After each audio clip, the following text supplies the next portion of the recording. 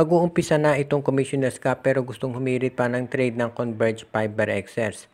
At baka masama dito itong Magnolia Chicken Templados. Parang ang mangyayari kasi gustong kausapin ng Converge ang Blackwater dahil gusto nilang makuha itong si Christian David. Samantala naman mapupunta dito sa Blackwater Bossing itong si Joseph Eriobo at first round draft pick ng Magnolia Chicken Templados. At ang Magnolia naman ang makukuha ay itong si Pau Habilionar mula sa Converge Fiber Xers. Iyan ang initial na usapan pero pwedeng mabago pa itong player na makukuha ng Magnolia. Baka si Ben Phillips ang makuha nila or baka naman si Jeyo Ambohot, isa dun sa tatlong nabanggit. Pero sa tingin ko mukhang mas bagay si Pau Habilionar to sa mga nabanggit na players na malamang kunin ng Magnolia. Dahil itong si Pau Habilionar ay isang power player, inside player at rebounder na siyang pwede talaga nilang magamit bilang isa doon sa mga rebounders at defensive players nila. Kaya kung ganyan ang klaseng trade, talaga ang makikinabang dito ng husto ay ang Magnolia at Converge. Dahil sa Converge, kung makuha nila si Christian David, magiging magaling na outside scorer yan at magiging magandang complement kay Justin Baltasar at Justin Arana doon sa kanilang front court. Sa panig ng Magnolia naman, kung si Pau Habilionar na makuha nila, pwede yan na backup nitong si Xavier Lucero. At alam natin na kapag nandiyan si Habilionar, pwede nang maging power forward talaga si Lucero at si Pau at itong si Ian Sanggalang at James Laput sa sentro. Kaya tingin ko maganda yung ganyang klaseng rotation para dito sa Magnolia. Pwede na rin mag-slide sa number 3 position sa small forward itong si Aris Dionisio.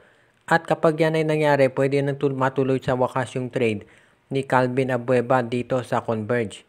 Dahil ang magiging power forward ng Magnolia, si Aris Dionisio at si Rom De La Rosa. Kaya sa tingin ko, yan pa ang isang posibilidad na tinitignan ngayon ng Magnolia Chicken Templados.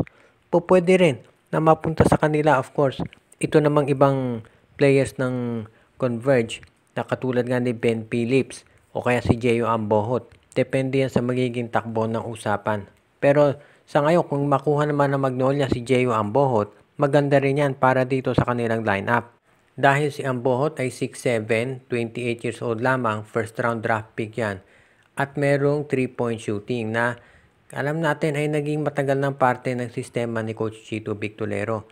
Yung 3-point shooting dati si Aldrich Ramos at Robbie Herndon ang gumagawa niyan. Kaya kung sakali na mapunta sa kanila, itong si Jeyo Ambohot siya naman ang mag-fill up ng ganyang role. Kaya sa tingin ko bagay na bagay talaga ang ganitong klaseng sitwasyon o line-up para dito sa Magnolia Chicken Templados at hindi naman magiging problema yung rotation dyan. Dahil alam naman natin ng mga role players, ito sila Ambohot, si Habilionar, si Ben Phillips. Kaya yung mga minuto hindi magiging issue.